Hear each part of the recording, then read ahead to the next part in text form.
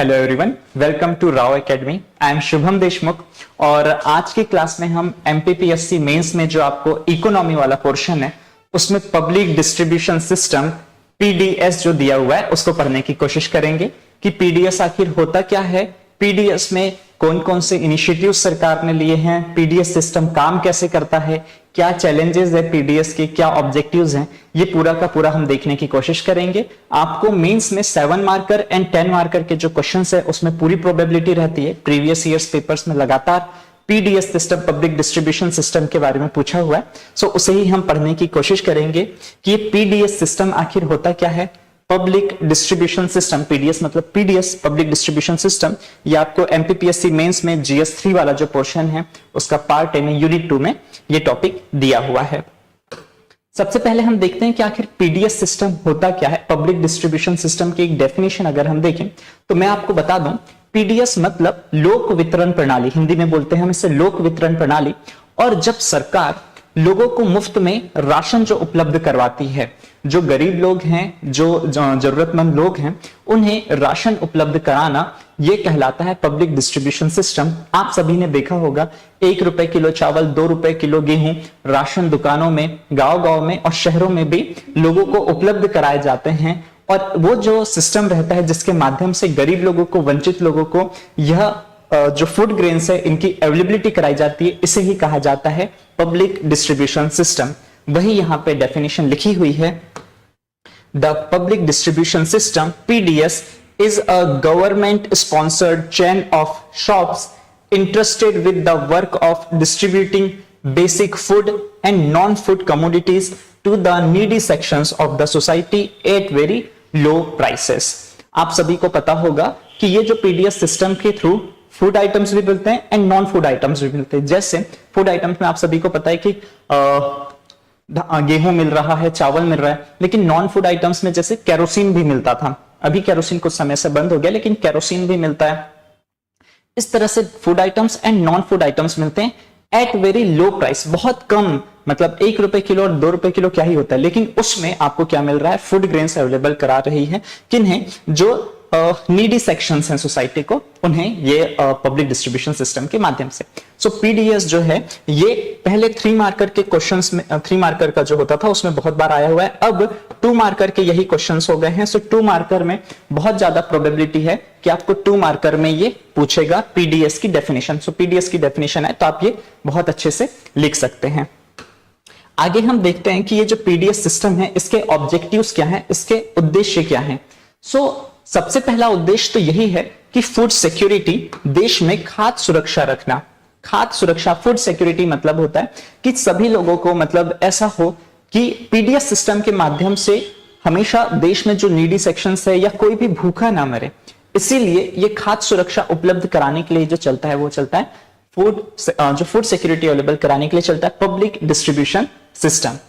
Ensure the availability of essential commodities to the poor at affordable price, यही सबसे पहला objective है public distribution system, लोक वितरण प्रणाली का।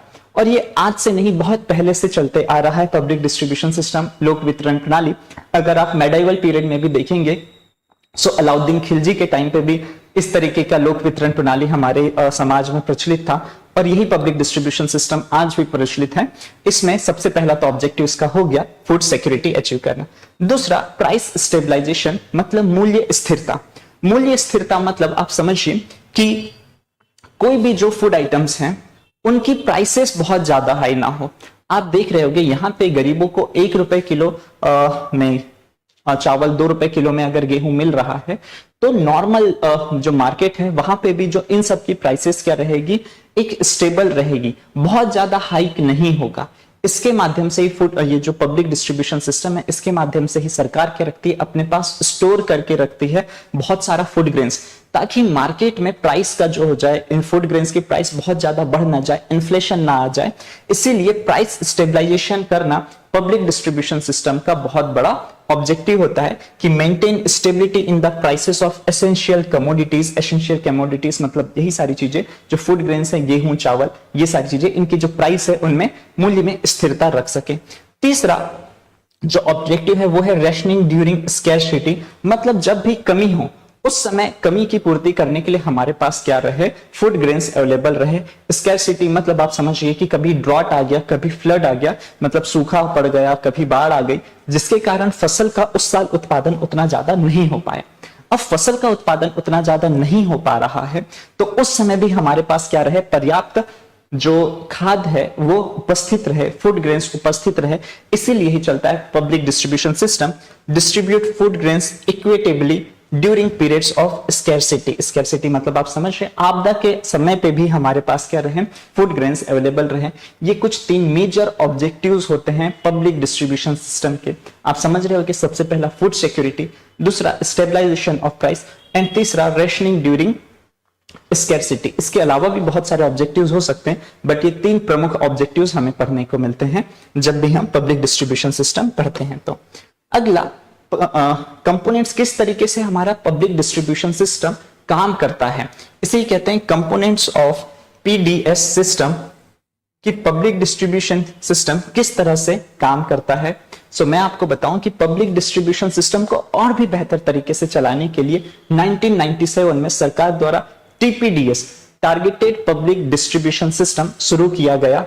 1997 में टीपीडीएस सिस्टम शुरू किया गया और इसके माध्यम से जो जरूरतमंद लोग हैं, मतलब जो सही में नीडी लोग हैं, उन्हें उन तक के क्या करवाना, इस योजना का लाभ पहुंचाना इसका ऑब्जेक्टिव था। आप समझिए कि आप लोगों को पता होगा एक बीपीएल कार्ड बनता है, एक एपीएल कार्ड बनता है, below poverty line card BPL card, और एपीएल कार्ड मतलब अबोव पावर्टी लाइन कार्ड। जो भी बीपीएल कार्ड धारक होंगे उन्हें ही क्या होगा कि 1 रुपए किलो और 2 रुपए किलो में फूड ग्रेन्स अवेलेबल हो पाएंगे। वो किस स्कीम से पॉसिबल हो पाया, टीपीडीएस सिस्टम के माध्यम से अवेलेबल हो पाया। इसका ऑब्जेक्टिव था कि जो नीडी पीपल हैं, जो गरीब लोग हैं, उन तक ही क्या हो, ये जो पीडीएस सिस्टम है उसका लाभ पहुंचे, और जो अबोव पॉवर्टी लाइन वाले लोग हैं उसे इसका लाभ, मतलब पूरी तरीके से जो गरीब लोग हैं उनको इसका बेहतर तरीके से बेनिफिट मिल पाए। इसीलिए इसी में ही अबोव पॉवर्टी लाइन एपीएल और बिलो पॉवर्टी लाइन कैटेगरीज बनाई गई, और बीपीएल कैटेगरीज को ज्यादा से ज्यादा, मतलब 2 रुपए किलो, 1 रुपए किलो और 2 रुपए किलो में, जबकि एपीएल कार्ड धारक जो थे उन्हें कुछ दूसरी कमोडिटीज ज्यादा प्राइसेस में अवेलेबल होगी। ये इसका ऑब्जेक्टिव था। दूसरा, एक तो ये टीपीडीएस स्कीम आ गई, दूसरा फेयर प्राइस शॉप्स, इसे हिंदी में बोलते हैं उचित मूल्य की दुकान। जगह जगह पे अब जो पब्लिक डिस्ट्रीब्यूशन सिस्टम है, सरकार ने बोल दिया कि खाद्यान्न आ गए, खाद्यान्न को हमें डिस्ट्रीब्यूट करना है लोगों को, लेकिन ये खाद्यान्न लोगों तक पहुंचेगा कैसे? उसके लिए सरकार ने जगह जगह पे फेयर प्राइस शॉप्स ओपन करी, जिसे हम कहते हैं सरकारी उचित मूल्य की दुकान। मुझे लगता है आप सभी लोगों ने ये देखा होगा अपने गांवों में, कस्बों में एवं शहरों में भी हर जगह पे एक सरकारी उचित मूल्य की दुकान होती है, जिसे बोलते हैं फेयर प्राइस शॉप्स, जहां पे इन राशन का क्या होता है, डिस्ट्रीब्यूशन होता है। इसे हम राशन दुकान भी कहते हैं, राशन शॉप्स भी कहते हैं। इसीलिए सरकार ने क्या किया, टीपीडीएस को लागू करने के लिए फेयर प्राइस शॉप्स ओपन किए। ये क्या होते हैं, आउटलेट्स होते हैं through which the distribution of food grains and other essential commodities occurs. Fair price shops are commonly known as ration shops. इन्हें क्या कहा जाता है, राशन की दुकान, राशन शॉप्स भी कहा जाता है। तीसरी चीज कि अब पब्लिक डिस्ट्रीब्यूशन सिस्टम में हमने फेयर प्राइस शॉप्स भी बना दी, हमने टीपीडीएस सिस्टम भी लागू कर दिया। कौन कौन से खाद्य हैं या कौन कौन से खाद्यान्न या कौन कौन सी चीजें जिन्हें हम पब्लिक डिस्ट्रीब्यूशन सिस्टम, लोक वितरण प्रणाली के थ्रू डिस्ट्रीब्यूट करेंगे। वो कमोडिटीज कौन कौन सी होगी जिसे हम डिस्ट्रीब्यूट करेंगे? तो मेनली आपको पता होगा कि गेहूं और चावल तो दिया ही जाता है सरकार द्वारा। इसके अलावा शक्कर भी दी जाती है, कई कई जगह पे ऑयल भी दिया जाता है और केरोसिन भी दिया जाता है। ये सारी चीजें, फूड ग्रेन्स हो गया, राइस, व्हीट, शुगर, केरोसिन, ये सारे जो आइटम्स है, ये क्या किए जाते हैं सरकार द्वारा इस लोक वितरण प्रणाली के माध्यम से फेयर प्राइस शॉप्स के द्वारा लोगों तक के, गरीब लोगों तक के उपलब्ध कराए जाते हैं। आई होप सो यहां तक कि आप क्लियर हो गए कि क्या ऑब्जेक्टिव्स होते हैं और किस तरीके का सिस्टम कंपोनेंट हमारे यहाँ पे पब्लिक डिस्ट्रीब्यूशन सिस्टम में है। आगे हम देखते हैं कि किस तरह से टीपीडीएस सिस्टम या पब्लिक डिस्ट्रीब्यूशन सिस्टम जो है हमारा, वो किस तरीके से काम करता है। Functioning of PDS system, public distribution system PDS किस तरीके से कार्य करता है। तो इसके लिए सरकार को जब भी एक पीडीएस सिस्टम चलाना है तो एक पूरा का पूरा चैन है जिसके माध्यम से क्या होता है, ये पीडीएस सिस्टम काम करता है। सरकार को लोगों को अगर ₹1 किलो, ₹2 किलो में अगर गेहूं चावल दे रही है, कोई भी खाद्यान्न दे रही है, तो सरकार के पास वो पहले खरीदना भी तो होगा। मतलब सरकार वो पहले खरीदेगी, सरकार उसको स्टोर करेगी, सरकार उसको फिर डिस्ट्रीब्यूट करेगी, ट्रांसपोर्ट करेगी। ये सारी की सारी चीजें क्या होती है, ये पीडीएस सिस्टम का कार्य करने का तरीका रहता है, जो आपको मेंस में क्वेश्चन भी इसी तरीके से आता है, what is PDS system, right, it's right the function of PDS system. ठीक है, सबसे पहला कार्य जो करती है सरकार, वो करती है प्रोक्योरमेंट का। प्रोक्योरमेंट मतलब खरीदने का। आप सभी को पता होगा कि जब भी फसल आती है, गेहूं की, धान की, जब भी फसल आती है, तो सरकार एमएसपी के माध्यम से, मिनिमम सपोर्ट प्राइस के माध्यम से किसानों से क्या करती है, सरकार ये खाद्यान्नों को खरीदती है। मतलब धान खरीदती है या गेहूं खरीदती है और अपने पास क्या करती है, इन किसानों से एमएसपी के माध्यम से फूड कॉर्पोरेशन ऑफ इंडिया, सरकार की जो एजेंसी है एफसीआई, वो क्या करती है, इसको खरीदने का काम करती है। तो FCI, food corporation of India, procures food grains from farmers at minimum support price. और ये स्टेज क्या हो गई, प्रोक्योरमेंट वाली। अब सरकार ने वो सारा माल अपने पास खरीद लिया। अब खरीद लिया तो सरकार को इसको कहां स्टोर करके रखना पड़ेगा। तो सेकेंड स्टेज आ जाती है हमारी स्टोरेज की।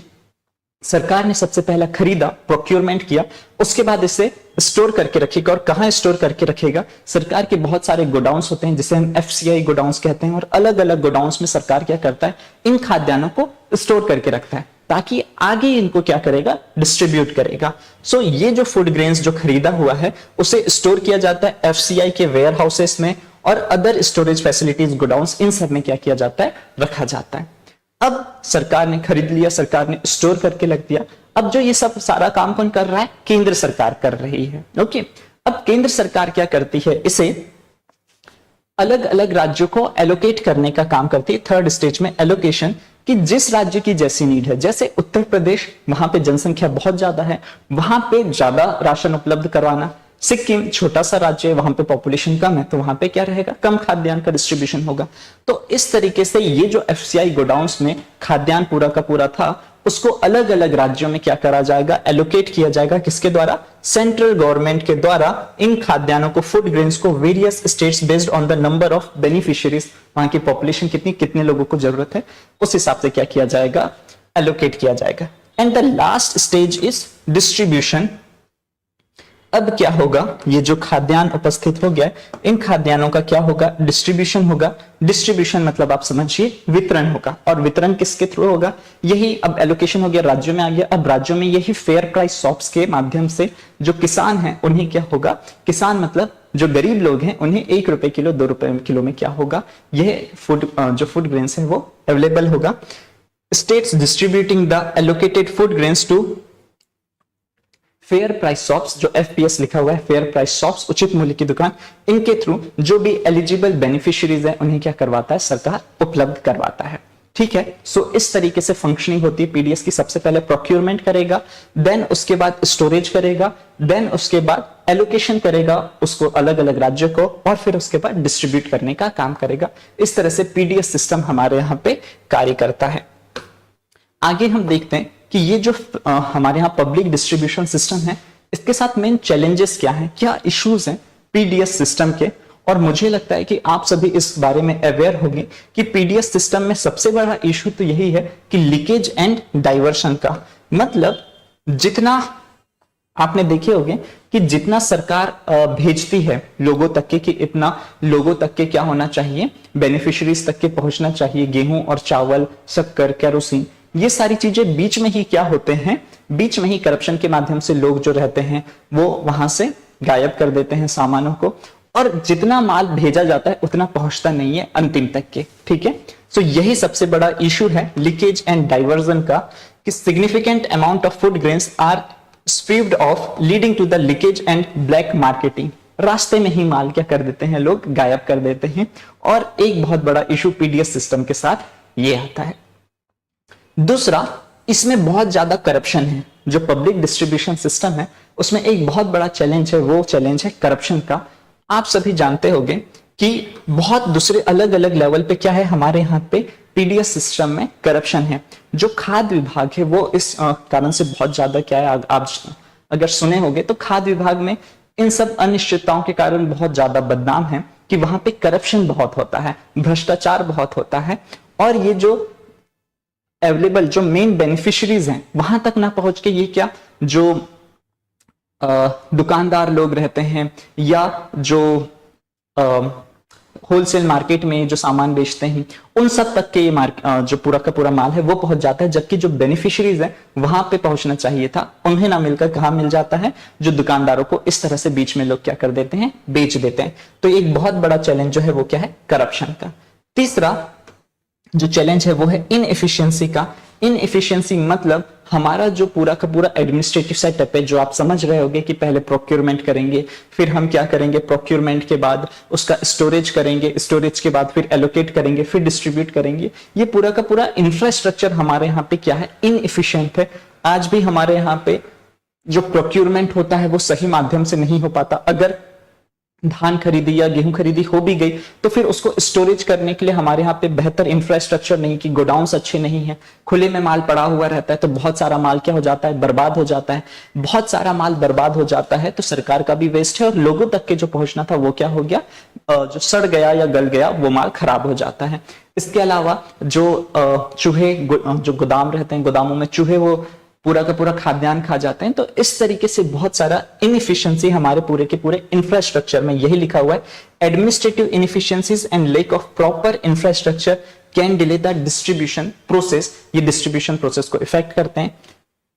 आखिरी इशू हमारा वो है क्वालिटी ऑफ फूड ग्रेन्स। आपने अक्सर सुना होगा कि ये जो लोक वितरण प्रणाली, सोसाइटीज बोलते हैं हम गांव में, कि सोसाइटियों में, ये फेयर प्राइस शॉप्स को कहते हैं सोसाइटी, इन सोसाइटियों में जो फूड ग्रेन्स मिलता है, खाद्यान्न मिलता है, उनकी क्वालिटी बहुत ही घटिया रहती है, कि जो जानवरों को हम खिलाएंगे उस क्वालिटी का क्या मिलता है, गेहूं और चावल मिलता है। ये एक बहुत बड़ा इशू है कि करप्शन के कारण क्या हो जाता है, ये जो क्वालिटी है फूड ग्रेन्स की, ये बहुत घटिया क्वालिटी का गेहूं और चावल फेयर प्राइस शॉप्स में भेजा जाता है, जो लोगों के खाने योग्य भी नहीं होता। इसलिए ये एक बहुत बड़ा इशू है पब्लिक डिस्ट्रीब्यूशन सिस्टम के साथ। तो आप समझ गए होंगे, जब इश्यूज आपको लिखना रहे तो ये कुछ issues, corruption, leakage and diversion, inefficiency and quality of food grains, जिनके बारे में आप लिख सकते हैं। अगला हम बताने की कोशिश करेंगे कि ये इश्यूज तो हैं, लेकिन क्या रिफॉर्म्स कर सकते हैं या क्या रिफॉर्म्स हुए हैं पब्लिक डिस्ट्रीब्यूशन सिस्टम को बेहतर करने के लिए। सो उसे ही हमें पढ़ना है कि रिफॉर्म्स इन पीडीएस सिस्टम, क्या क्या उसके बेहतरी के लिए क्या प्रयास किए जा सकते हैं। सबसे पहला डिजिटलाइजेशन।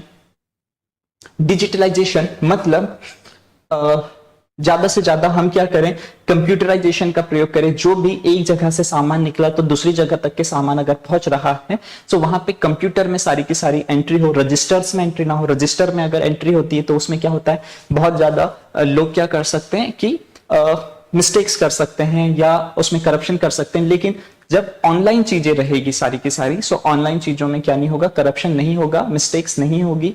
दूसरा, कैमरे, सीसीटीवी कैमरेस हर जगह पे इंस्टॉल करें, जहां से सामान निकला, जहां पे सामान स्टोर होने वाला है, सो वेयर हाउसेस में और जहां से प्रोक्योरमेंट हुआ उन सभी जगह पे हम सीसीटीवी कैमरेज लगाएं, जिससे क्या होगा कि मॉनिटरिंग सही से हो पाएगी। तो यही क्या है, डिजिटलाइजेशन है। इस डिजिटलाइजेशन के माध्यम से फ्रॉड, करप्शन, इन सबको क्या किया जा सकता है, रोका जा सकता है।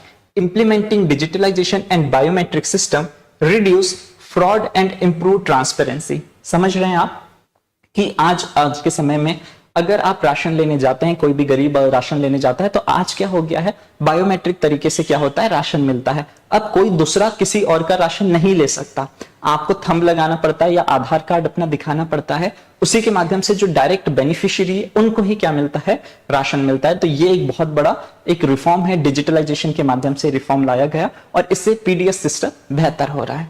दूसरा, direct benefit transfer, DBT scheme.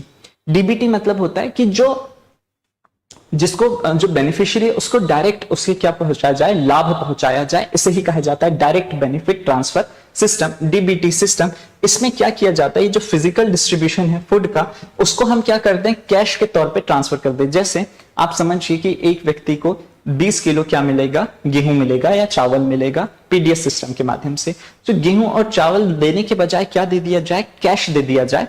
तो वो क्या करेगा, ये जो बीच के इतने सारे की खराब फूड ग्रेन्स आ रहा है या बीच में करप्शन हो जा रहा है, लीकेज हो जा रहा है, ये सारी चीजें बचेगी और लोगों को वो कैश मिल पाएगा और कैश के माध्यम से वो क्या कर पाएंगे, खरीद पाएंगे। तो एक बहुत अच्छा सुधार हो सकता है कि हमें क्या करें, डीबीटी सिस्टम को अडॉप्ट करें।